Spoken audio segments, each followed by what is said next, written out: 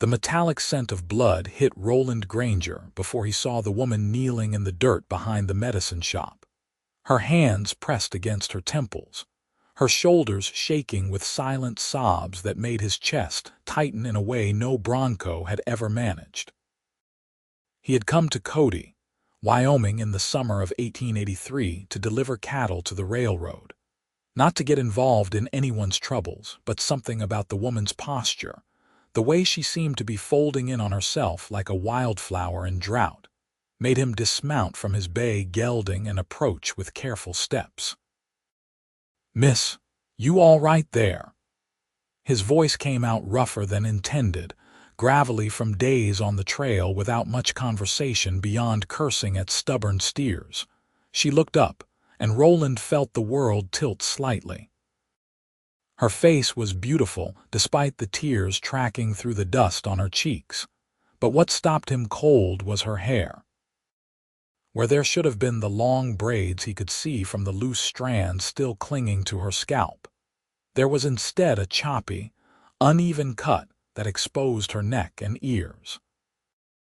In her lap sat two thick ropes of honey-colored hair, braided and tied off at both ends, resting across her calico skirt like severed limbs. "I am fine," she said, but her voice cracked on the last word, betraying her. She clutched the braids tighter, her knuckles going white.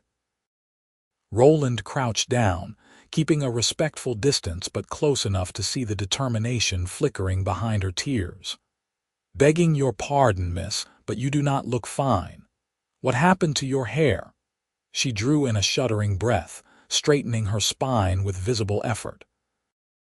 When she met his eyes, he saw pride there, fierce and unyielding despite her circumstances. "Medicine costs more than my vanity." The words hung in the air between them, simple and devastating.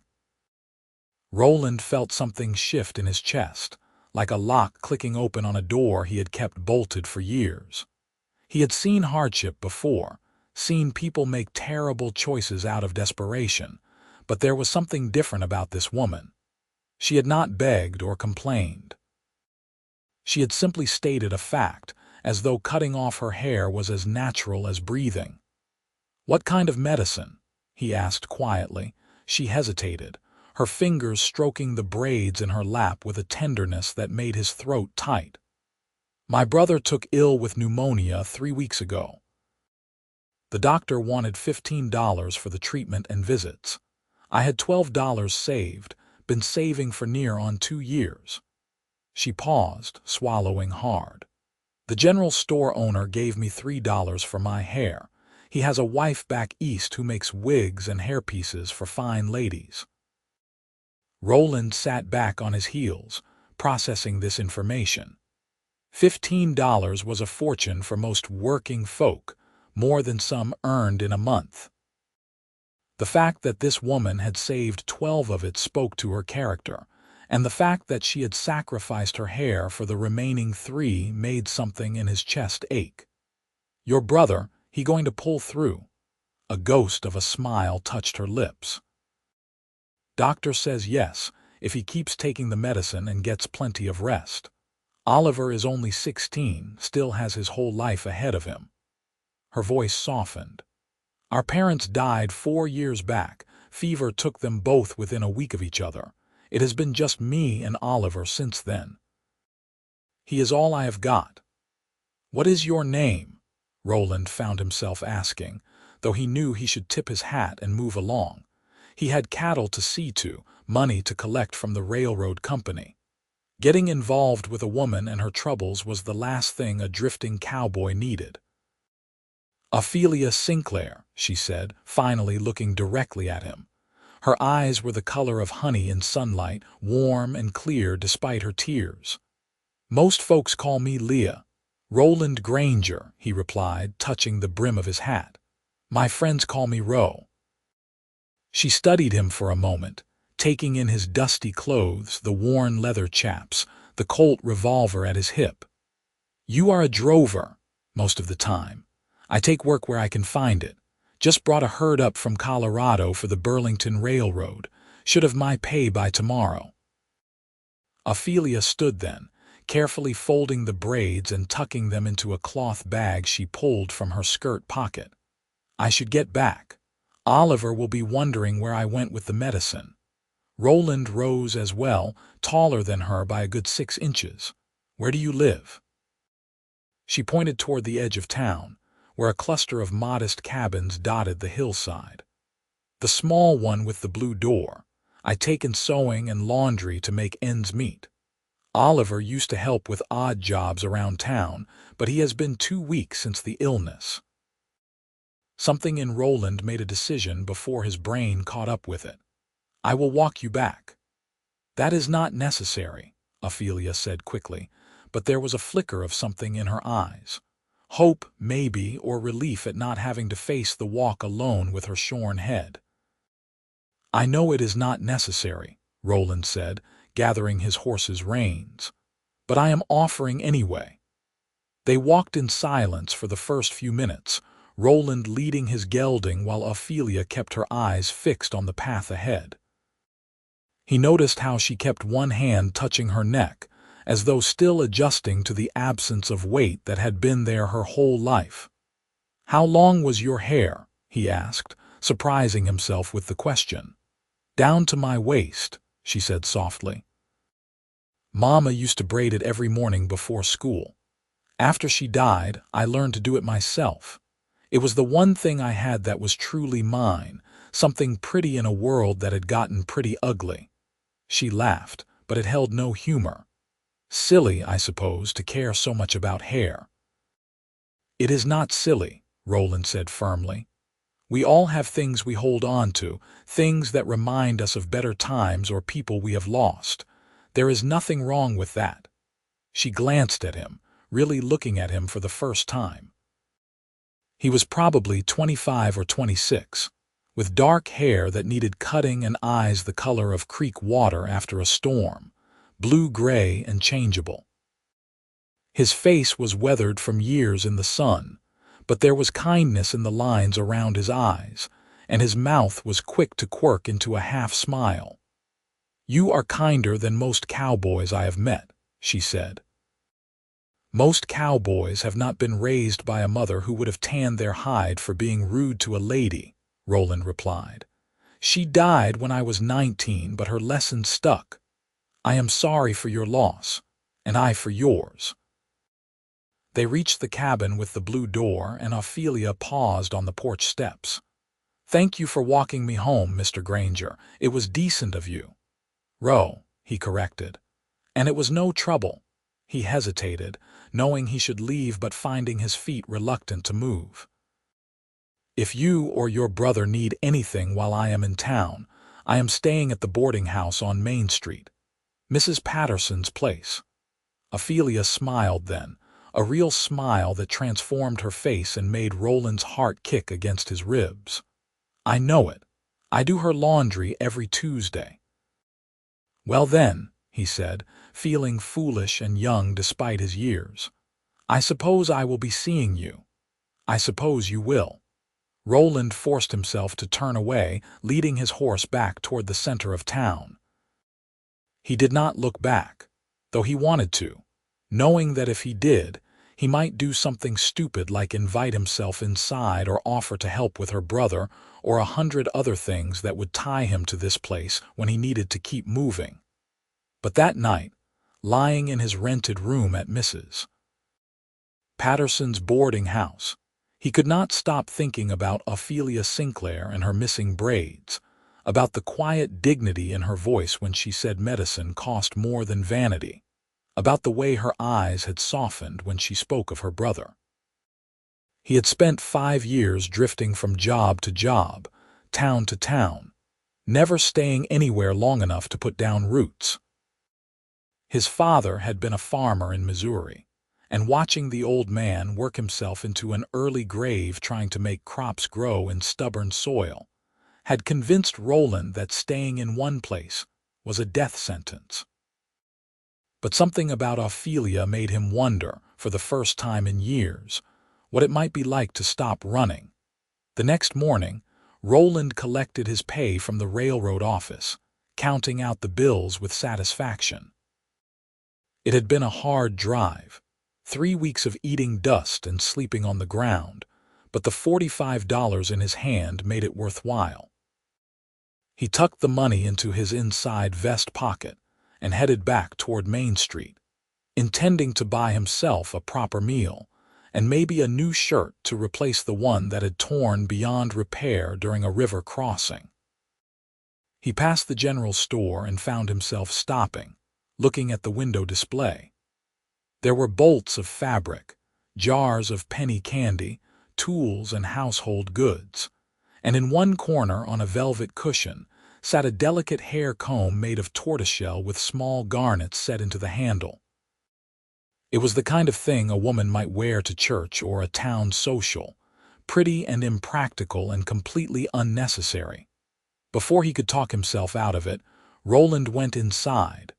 The proprietor, a thin man with wire spectacles and ink-stained fingers, looked up from his ledger. "Help you, mister?" "That comb in the window," Rowland said. "How much?" The tortoiseshell. $4. It was expensive, more than Rowland usually spent on anything that was not food or shelter or horse feed. But he thought about Ophelia's face when she talked about her hair, about the tenderness with which she had folded those braids, and he pulled out his money. "I will take it."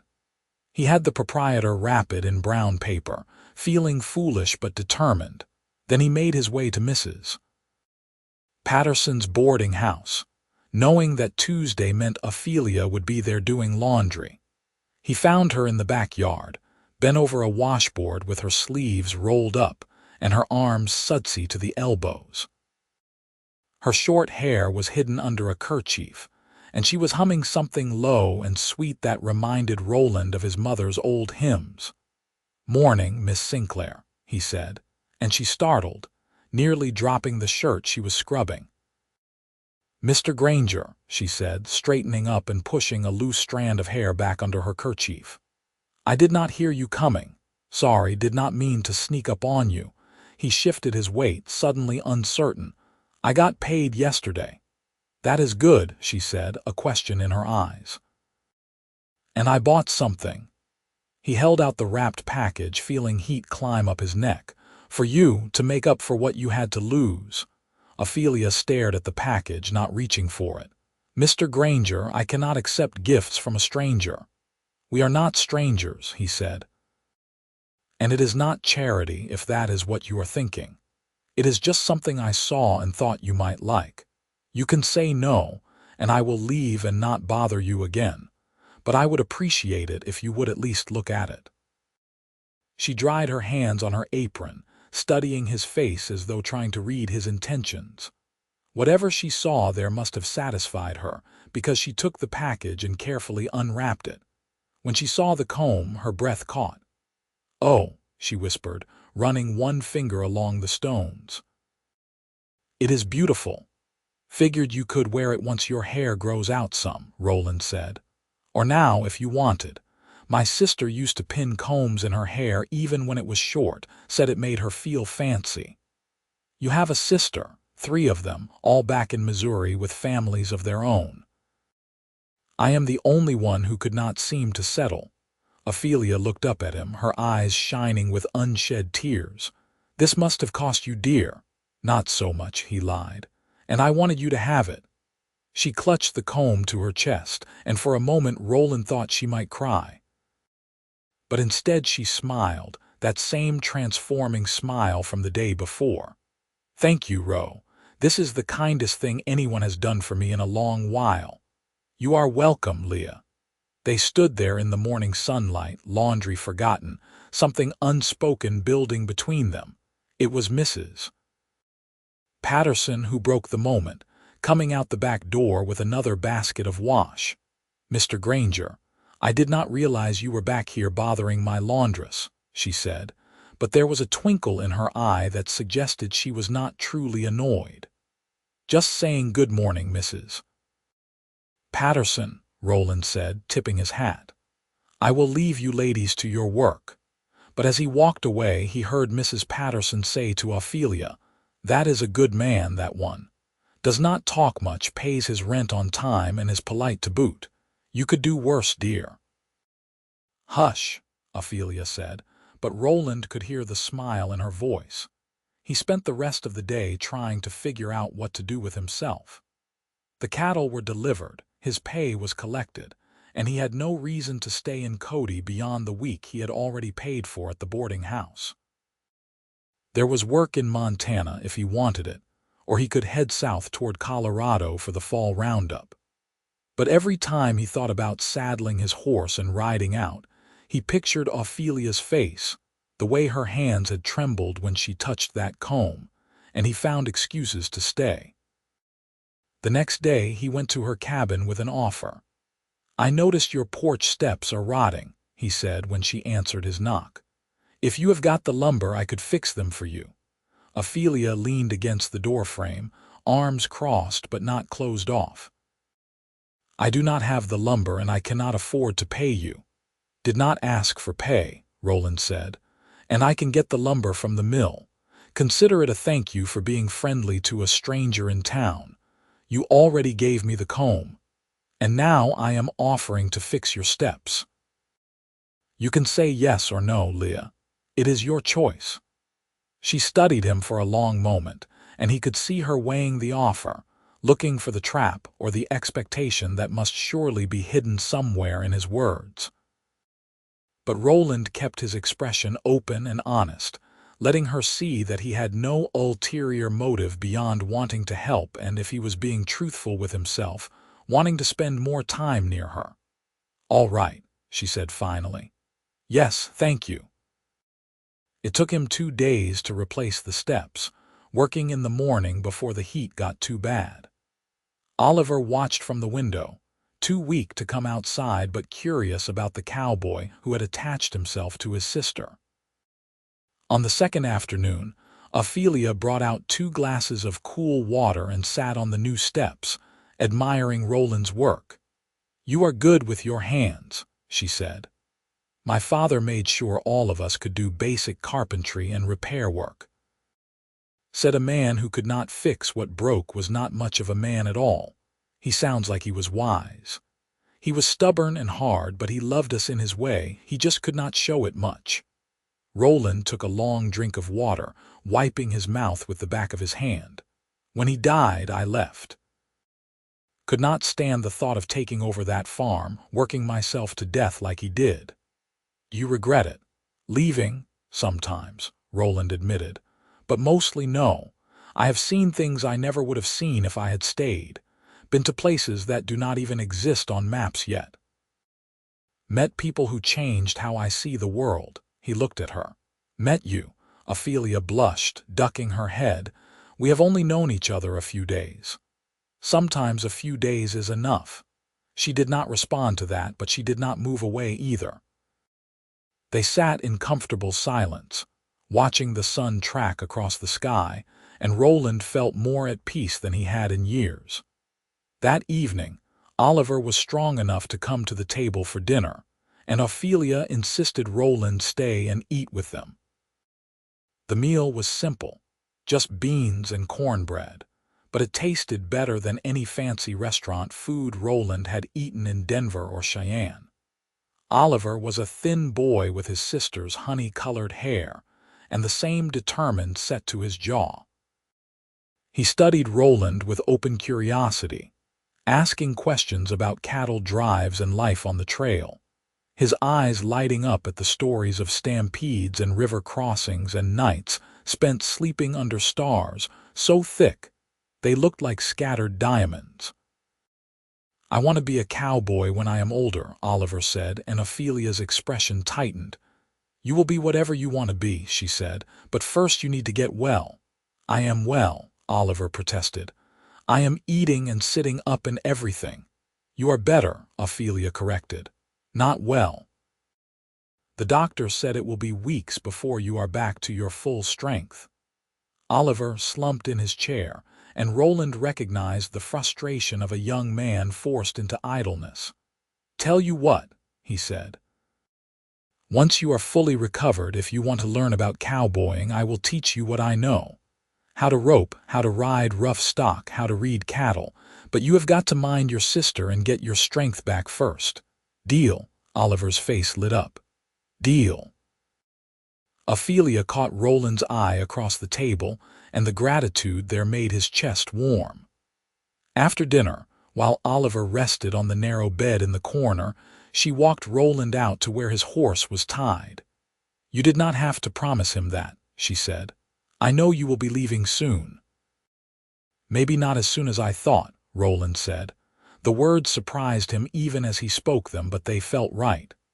"I heard the Circle M ranch outside town is looking for a horsebreaker. Might stay the season, see how it goes." "Why would you do that? I thought you liked drifting." "I did." He shook his head, trying to find the right words. "Truth is, Leah, I have not had a reason to stay anywhere in a long time, but I think maybe I just found one." Her breath hitched, and in the twilight her eyes looked almost gold. "Ro, I am not asking you for anything," he said quickly. "I am just saying I want to stay, get to know you better, help out where I can. If that is all right with you." "It is all right," she whispered. "More than all right." He wanted to kiss her then, wanted it so badly his hands shook with the restraint of keeping them at his sides. But it was too soon, too fast, no matter what his heart was telling him. So instead he touched the brim of his hat and mounted his horse, riding back to town with the taste of possibility on his tongue. The next week fell into a pattern. Rowland took the job at the Circle M, spending his days working with half-wild horses that fought the saddle and bit at his hands, gentling them with patience and soft words and endless repetition. It was hard work, dangerous work, but it paid well and kept him close to Cody. Every evening he would ride into town and stop at Ophelia's cabin, bringing small things he thought she or Oliver might need. A sack of apples from the orchard, a book he found at the general store that he thought Oliver might enjoy. Once, a bolt of blue fabric that matched Ophelia's eyes, which he left on the porch without explanation because he was too embarrassed to hand it to her directly. She thanked him for each gift with increasing exasperation and decreasing resistance, until finally she stopped protesting altogether and just accepted his offerings with a soft smile and an invitation to stay for supper. Oliver improved daily, gaining strength and color, his cough fading until it was barely noticeable. The doctor pronounced him on the mend, though he cautioned against overexertion for at least another month. Oliver chafed at the restriction, but Ophelia was firm and Rowland backed her up, reminding the boy of their deal. "You want to learn to rope. You have got to be strong enough to hold onto the line when a steer hits the end of it," Rowland said. "Otherwise you will get dragged, and that is no fun for anybody." "Have you been dragged?" Oliver asked, eyes wide. "More times than I can count. Broke 2 ribs once when I was about your age, got cocky and did not brace myself proper. Learned my lesson right quick." They would sit on the porch in the cooling evenings, Rowland telling stories while Ophelia sewed, her needle flashing in the lamplight. Sometimes he would catch her watching him instead of her work, a softness in her expression that made his heart race. Other times he would look up to find her touching her hair, which was starting to grow out in soft waves that curled around her face and made her look younger, more carefree. One evening, about 3 weeks after they had met, Ophelia wore the tortoiseshell comb. She had pinned it in her hair above her left ear, and the garnets caught the light like small flames. Rowland could not stop staring. "It looks beautiful," he said when Oliver had gone inside to read his new book. "Thank you," she said, touching it self-consciously. "I felt silly at first, wearing something so fine with such short hair. But then I thought about what you said, about your sister wearing combs no matter what, and it made me feel brave." "You are the bravest woman I know," Rowland said. "What you did, cutting your hair to save your brother, that took more courage than facing down any stampede or outlaw." "It was not courage," Ophelia said. It was necessity. It was both. She looked at him then, really looked at him, and something shifted in the air between them. It was full dark now, stars starting to prick through the purple twilight, and they were alone on the porch with nothing but the sound of crickets and Oliver's occasional page turning from inside. "Ro," she said softly, "why are you really staying? You know why. I want to hear you say it." He moved closer, close enough to see the pulse beating in her throat, close enough to smell the lavender soap she used on her hair. "I am staying because of you. Because I look at you and I see something I did not even know I was looking for. Because when I think about leaving, about going back to drifting from place to place, it feels wrong in a way it never did before. Because you make me want things I thought I had given up on." "What things?" Her voice was barely a whisper. "A home. A family. Someone to come back to at the end of the day who is happy to see me. All the things I watched my father kill himself trying to provide. All the things I swore I did not need.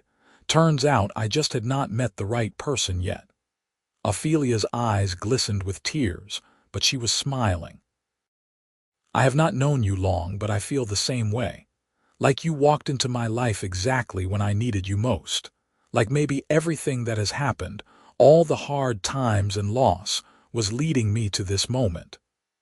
"Can I kiss you?" Rowland asked, his voice rough with want and restraint. "Yes," she breathed. "Please, yes." He cupped her face in his hands, careful of her short hair, and kissed her with all the tenderness and longing that had been building in him for weeks. She tasted like honey and hope, and when she wrapped her arms around his neck and pressed closer, Rowland felt like he had finally found his way home after years of being lost. They broke apart slowly, reluctantly, and Rowland rested his forehead against hers. "I am in love with you, Ophelia Sinclair. I know it is fast and probably foolish, but it is the truth." "Then we are both fools," she said, laughing softly, "because I love you too, Rowland Granger." They sat together on the steps until the night grew cold, talking about everything and nothing, making plans and dreaming dreams that felt possible for the first time in either of their lives. When Rowland finally rode back to town, he did so with a lightness in his chest that had nothing to do with the crisp autumn air and everything to do with the woman who had stolen his heart with her sacrifice and strength. The next morning, Rowland went to see the foreman at the Circle M and asked about permanent work. The foreman, a grizzled man named Tom who had more experience than teeth, looked him over with shrewd eyes. "You thinking of settling down, Granger?" "Yes, sir, I am." "Got a girl?" "I do." Tom nodded slowly. "You are a good hand with the horses, one of the best I have seen. I can offer you regular work year-round. We need someone to manage the breaking and training, especially with the new stock we will be bringing in come spring.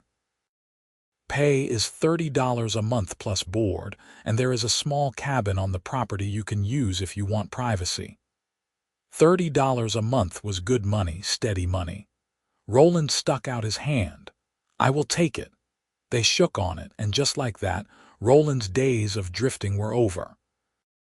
He moved his meager belongings from the boarding house to the cabin on the Circle M property, a sturdy little structure with a stone fireplace, and a view of the mountains that took his breath away every morning. It was not much, but it was his, and he took pride in making it livable, fixing the loose window and patching the roof and building shelves for his few books. When he brought Ophelia out to see it, her face glowed with happiness. "It is perfect," she said, running her hand along the mantel. "Cozy and warm and exactly right." "I was hoping you would think so," Rowland said, nervous in a way he had not been since he was a green kid asking Mary Lou Thompson to dance at his first social. "Because I was thinking, once it is properly fixed up, it might be big enough for more than just me." Ophelia turned to face him, her eyes wide. "Ro, what are you saying?" He pulled her close, wrapping his arms around her waist. "I am saying I want to marry you, Leah.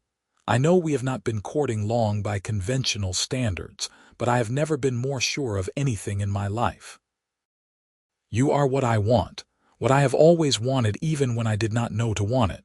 You and Oliver, if he will have me as a brother. I can provide for you, keep you safe, give you the kind of life you deserve, and I will love you until my last breath and beyond. He paused, suddenly uncertain. If you will have me, that is. Ophelia laughed, a bright, joyous sound that echoed off the cabin walls. Of course I will have you, you wonderful fool. Yes, I will marry you, today, tomorrow, whenever you want. We should probably court proper for a few more weeks, Rowland said, grinning. Give people time to get used to the idea. Let Oliver warm up to having a new brother. Oliver already thinks you hung the moon, Ophelia said. He will be thrilled. She was right. When they told Oliver that evening, the boy whooped with excitement and demanded to know when they could move to the ranch, if Rowland would teach him to break horses. If this meant he could have his own horse finally. Rowland laughed and promised all of those things and more, ruffling the boy's hair with affection. You are going to be a good father someday, Ophelia said later when Oliver had finally settled down enough to sleep.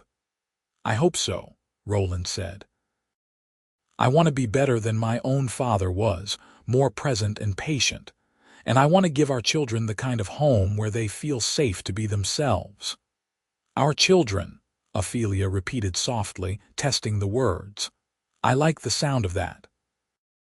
They married 6 weeks later, on a crisp October morning when the aspens had turned gold and the air smelled of wood smoke and coming winter.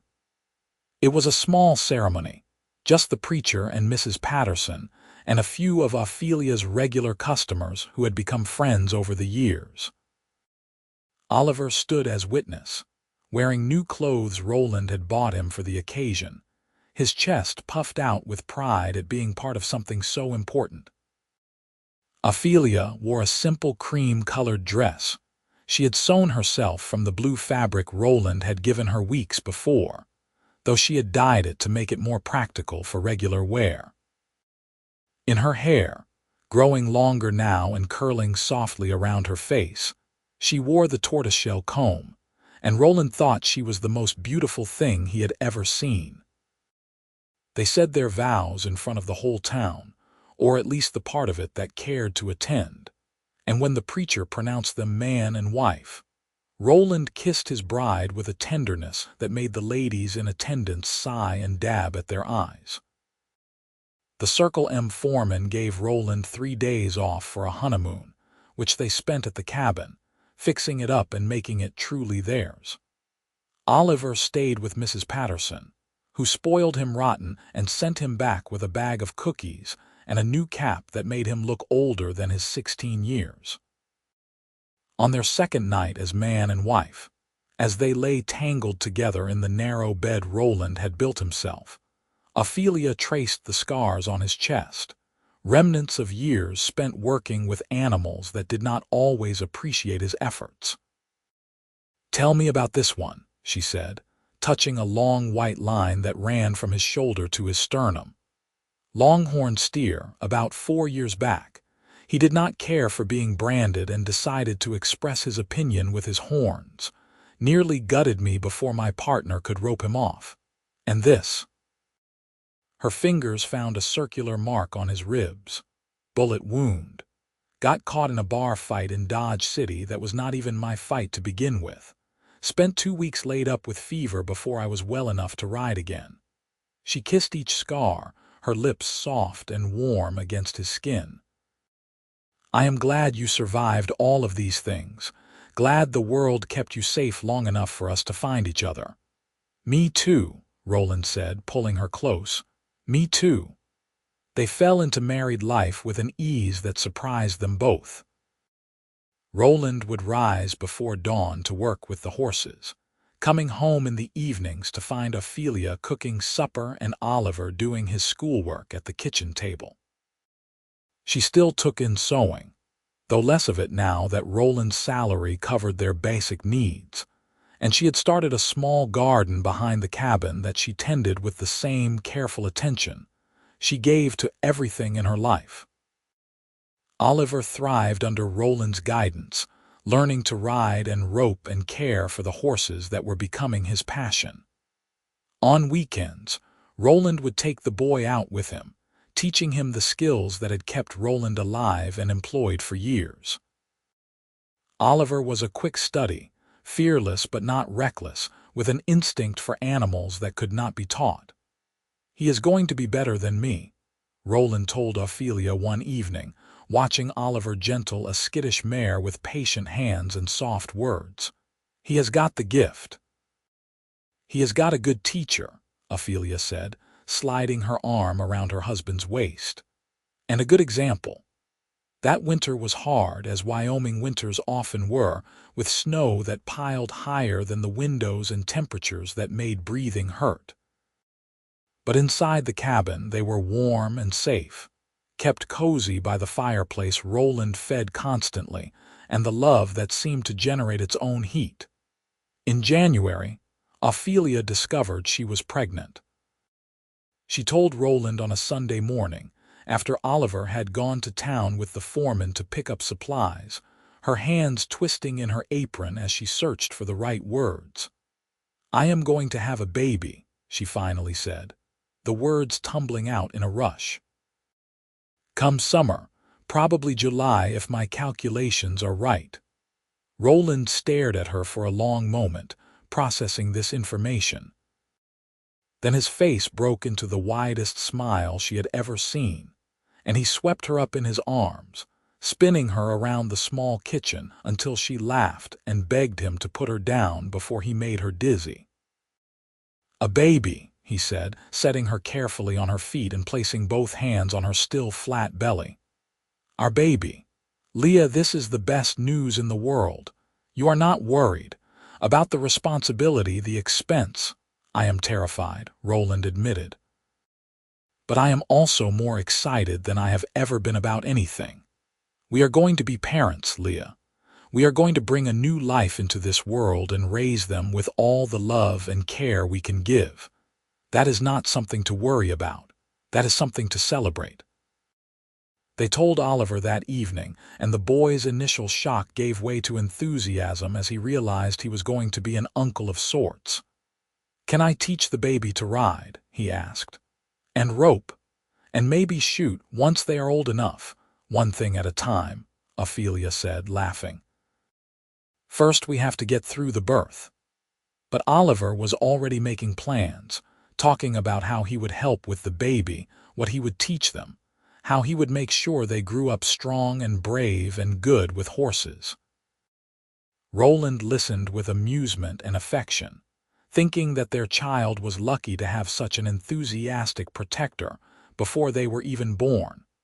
The pregnancy progressed smoothly, though Ophelia was sick for the first few months and exhausted all the time. Rowland took on more of the household tasks, cooking meals and doing laundry and chopping enough wood to keep them supplied through the rest of winter. He did it without complaint, telling Ophelia that she was doing the harder job by growing their child, and the least he could do was make sure she was comfortable. In April, when the snow finally melted and the world turned green again, they learned that Tom the foreman was retiring. The ranch owner, a distant man who lived in Chicago and rarely visited his Wyoming holdings, sent word that he wanted Rowland to take over as foreman, with a raise in pay to $45 a month and a larger house closer to the main ranch buildings. It was an opportunity they could not refuse, even though it meant leaving the little cabin that had been their first home. They moved in May, settling into a sturdy 2-story house with enough room for the baby and then some, with a real parlor and a separate kitchen and bedrooms upstairs that got the morning sun. Ophelia nested with enthusiasm, sewing curtains and blankets, arranging and rearranging the nursery until Rowland teased her that she was going to wear a hole in the floor from pacing. But he understood her need to prepare, to make everything perfect for the baby who was making their presence, known with increasingly strong kicks, and rolls that sometimes made Ophelia gasp and press her hand to her side. "I think we have got a fighter," she said one evening in late June, watching her belly move as the baby shifted position. "Strong like their father, stubborn like their mother," Rowland countered, kissing her temple. Their son was born on a sweltering July afternoon, arriving in a rush after a labor that lasted only 6 hours from start to finish. The midwife, a capable woman named Sarah who had delivered half the babies in the county, pronounced him healthy and perfect, with his father's dark hair and his mother's honey-colored eyes. They named him Robert, after Rowland's father, hoping to honor the man while giving their son a chance to forge his own path. Robert Samuel Granger came into the world screaming his displeasure at the heat and the brightness, but he calmed the moment Ophelia put him to her breast, his tiny fingers curling around her thumb with a grip that made Rowland's throat tight with emotion. "Hello, little man," Rowland whispered, running one finger along his son's soft cheek. "Welcome to the family." Oliver, who had been banished to the barn during the birth, came running the moment he heard the baby's cries. He stopped in the doorway of the bedroom, suddenly shy, his eyes wide as he took in the sight of his sister holding the tiny bundle. "Come meet your nephew," Ophelia said, and Oliver crept forward, peering at the baby with a mixture of awe and uncertainty. "He is so small," Oliver said. "Was I ever that small?" "You were," Ophelia said. "Though you were a bit bigger, I think. Robert is a good size for a newborn, but you were a chunk of a baby." They spent the rest of the evening as a family, passing the baby around with careful hands, marveling at his tiny fingers and perfect ears, and the way he seemed to study their faces with solemn concentration. Rowland felt something in his chest expand, a love so fierce and protective it almost hurt, and he knew in that moment that he would do anything to keep his family safe and happy. The years passed in a blur of work and joy and the occasional hardship. Robert grew from a colicky infant into a determined toddler who wanted to do everything his uncle Oliver did, following the young man around the ranch with stubborn dedication. Oliver, now 17 and working as a full hand on the ranch, was endlessly patient with his nephew, teaching him about horses and cattle and the wide Wyoming sky. When Robert was 2, Ophelia became pregnant again, and this time they welcomed a daughter in the spring of 1887. They named her Ruth, after Rowland's mother, and she was as different from her brother as night from day. Where Robert was loud and adventurous, Ruth was quiet and thoughtful, content to sit in her mother's lap and watch the world go by with large, observant eyes. Rowland thrived as foreman, earning the respect of the hands and the trust of the owner, who gave him increasing autonomy to run the ranch as he saw fit. Under his leadership, the Circle M prospered, expanding their herd and improving their breeding stock, becoming known throughout Wyoming and Montana as a place to find quality cattle and well-trained horses. Oliver, now 21, married a girl from town named Catherine, a sweet-natured woman who worked at the general store and made the best pies in the county. They built a small house on the edge of the ranch property, close enough to be part of the family but far enough away to have their own space, and within a year they welcomed their first child, a daughter with Oliver's honey-colored hair and Catherine's green eyes. Ophelia's hair grew back fully over the years, though she kept it shorter than it had been before, saying she liked the freedom of not having to spend so long braiding and pinning it each morning. But she always wore the tortoiseshell comb for special occasions, and every time Rowland saw it he remembered that day behind the medicine shop, the moment when he had seen her courage and known, though he had not fully realized it yet, that she was going to change his life. They spoke of it sometimes, in the quiet moments after the children were asleep and the day's work was done. How strange it was that his decision to stop and check on a crying woman had led to all of this. How a pair of braids and a desperate sacrifice had been the beginning of something neither of them could have predicted. "You ever regret it?" Rowland asked one evening as they sat on their porch watching the sunset paint the mountains purple and gold. "Cutting your hair, I mean." "Losing something you valued so much." Ophelia looked at him, her eyes soft with memory and contentment. "No," she said, "because it taught me something important, that the things we think we cannot live without are often less important than we imagine. And that sometimes losing something precious makes room for something even more valuable to come into our lives. Like a nosy cowboy who could not mind his own business," she laughed, the sound still as bright and joyous as it had been that first day in the cabin. "Exactly like that." Rowland pulled her close, breathing in the familiar scent of her hair, now threaded with a few strands of silver though she was still young, not yet 30. "I love you, Ophelia Granger, more than I loved you yesterday, less than I will tomorrow." "That is quite a statement, considering how much you loved me yesterday." "Just telling the truth. You make it easy to love you, you and the children and this life we have built. It is more than I ever dreamed of having." "We have been lucky," Ophelia said, settling against his chest. "And we have worked hard. Those two things together make for a good life." The next few years brought more changes. Robert started school in town, riding there each morning with Oliver and Catherine's children, his slate and lunch pail carefully packed by Ophelia. Ruth, now 4, helped her mother with the garden and the chickens, showing an early talent for growing things that delighted Ophelia. In 1890, when Robert was 7 and Ruth 5, Ophelia gave birth to twins, 2 boys they named Raymond and Richard. The pregnancy had been difficult, and the birth even more so, but both babies came through healthy and hungry, with matching sets of lungs that kept the household awake for months. "We are going to need a bigger house," Rowland said one sleepless night, walking the floor with Raymond in one arm while Ophelia nursed Richard in the rocking chair. "Or quieter children," Ophelia said, but she was smiling.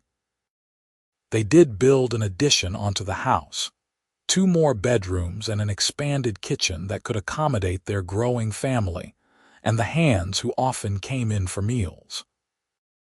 Rowland did most of the work himself with Oliver's help, while Ophelia managed the household and the 4 children with a competence that amazed Rowland daily. The ranch continued to prosper, and in 1892, the owner offered to sell it to Rowland for a price that was fair but still staggering. It would take every penny they had saved and then some, require a loan from the bank that would take years to pay off, but it would make them landowners, secure in a way that working for someone else never could. They discussed it late into the night, weighing the risks and rewards, the security of steady employment against the potential of ownership. In the end, it was Ophelia who made the decision. "We should buy it," she said. "This is our home where we have raised our children and built our life. It should belong to us, not to some man in Chicago who has never even seen it. Yes, it is risky. Yes, we will be in debt for years, but we will own our future, Row. That is worth the risk." So they bought the Circle M, signing papers that made Rowland's hands shake with excitement and terror in equal measure. The ranch hands cheered when Rowland told them, pleased to be working for one of their own instead of a distant owner they had never met. Oliver was named assistant foreman, and together the 2 men ran the ranch with a fairness and competence that made other ranchers jealous. The years continued their steady march. Robert grew tall and strong, with his father's way with horses and his mother's head for figures, helping with the ranch accounts when he was barely 12. Ruth remained gentle and thoughtful, but with an inner strength that showed itself when she stood up to boys who tried to bully her younger brothers, earning her a reputation as someone not to be trifled with despite her quiet demeanor. The twins, Raymond and Richard, were inseparable and incorrigible, always into some mischief or another, but they worked hard when needed and made everyone laugh with their antics. They looked so much alike that even Ophelia sometimes had trouble telling them apart, though Rowland claimed he could always tell by their voices, Richard being slightly more talkative than his brother. In 1895, when they had owned the ranch for 3 years and finally had the debt under control, Ophelia discovered she was pregnant once more. She was 36 now, and the pregnancy was harder than the others had been, leaving her tired and swollen and short of breath. Rowland worried constantly, hovering until she snapped at him to stop treating her like she was made of glass.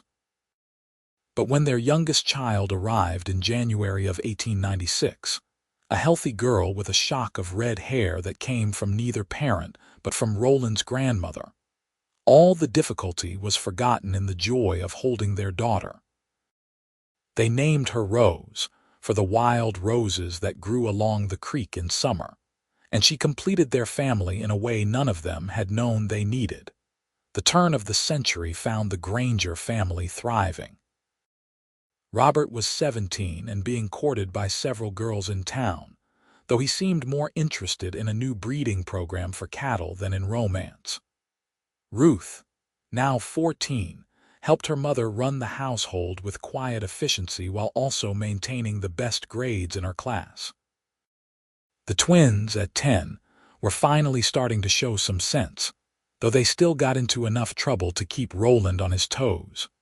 And Rose, at 4, ruled the entire family with an iron will wrapped in red curls and dimpled smiles.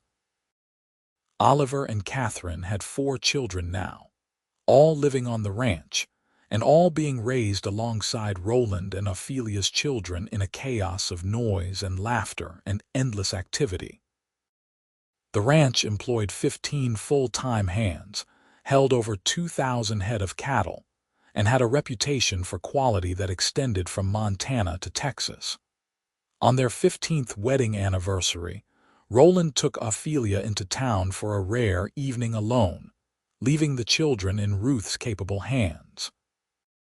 They ate dinner at the hotel restaurant, a luxury they rarely indulged in, and afterward walked through the quiet streets hand in hand, marveling at how much had changed since they first met. "You remember the day we met?" Rowland asked. "Behind the medicine shop." "Of course I remember," Ophelia said. "You came walking up like some kind of knight from one of those stories, offering help to a stranger for no reason other than you saw someone hurting. You were so proud, even with your braids in your lap and tears on your face. I think I started falling in love with you right then, though I did not have the sense to know it." She stopped walking, turning to face him under the light of a street lamp. "I was terrified that day. Terrified that Oliver would die, that I had made the wrong choice, that I would never feel whole again without my hair. And then you showed up and somehow made everything seem possible. You did not try to fix things or tell me it would be all right. You just saw me and accepted what I had done without judgment. Because there was nothing to judge. You were brave and selfless, and those are qualities to admire, not criticize." Ophelia reached up and touched his face, her fingers tracing the lines that time and sun and worry had etched into his skin. "We have had a good life, Ro, better than I ever hoped for when I was young and dreaming about the future." "We are not done yet," Rowland said. "We have got years ahead of us still. Years to watch our children grow and have children of their own, years to see what we can build together." And they did have those years, many of them, filled with all the joys and sorrows that come with living a full life. They watched Robert marry and take over the day-to-day running of the ranch, while Rowland transitioned into an advisory role, still doing what he loved but with less of the physical burden.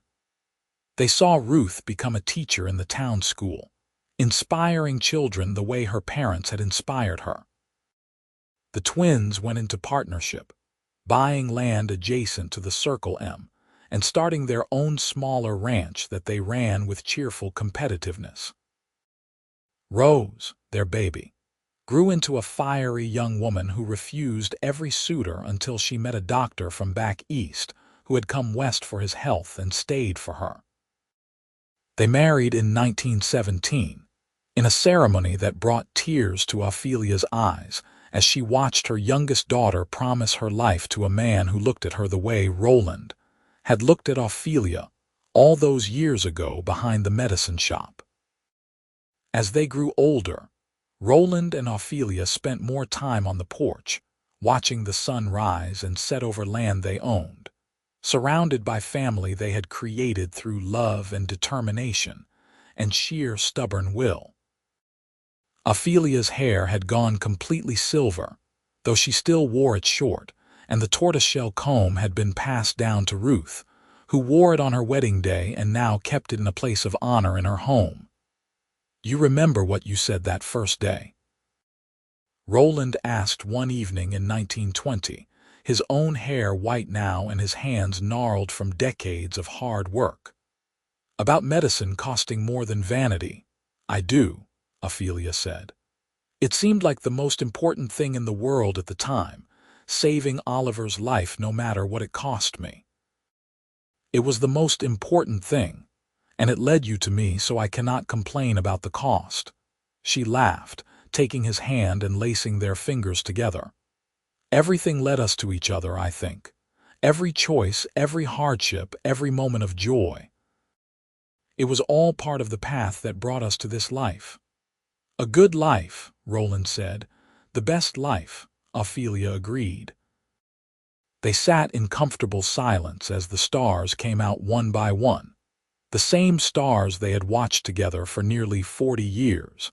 The same sky that had witnessed their first kiss and their wedding vows and every moment in between. Around them, the ranch bustled with the sounds of their legacy. Grandchildren playing and working, great-grandchildren learning to ride. The continuation of everything they had built from two desperate people meeting by chance behind a medicine shop in Cody, Wyoming. When Rowland passed away in 1925 at the age of 67, he did so peacefully in his sleep, with Ophelia's hand in his, and surrounded by more family than he had ever dreamed of having. The entire county came to his funeral, a testament to the man he had been and the life he had lived. They buried him on a hill overlooking the ranch, where he could watch over the land and the people he had loved so fiercely. Ophelia lived another 10 years, spending them with her children and grandchildren and great-grandchildren, telling stories of the Wild West and the cowboy who had stopped to help a crying woman and changed both their lives forever. She kept the tortoiseshell comb on her dresser, touching it sometimes and remembering the day he had given it to her, the first of so many gifts he would offer over their years together. When she died in 1935 at the age of 76, they buried her next to Rowland on that same hill, their graves marked with simple stones that bore their names and the dates of their lives, and, on Ophelia's stone, a carving of a braid wrapped around a comb, a symbol of sacrifice and love and the moment when everything changed. The Circle M continued on, passed down through generations of Grangers who knew the story of how it all began, who understood that sometimes the most beautiful things in life come from the hardest choices, and that true love can be found in the most unexpected moments. And sometimes, late at night when the wind blew just right, people claimed they could hear laughter from the hill where Rowland and Ophelia lay, the sound of two souls who had found each other against all odds and built something lasting from a chance meeting and a pair of missing braids.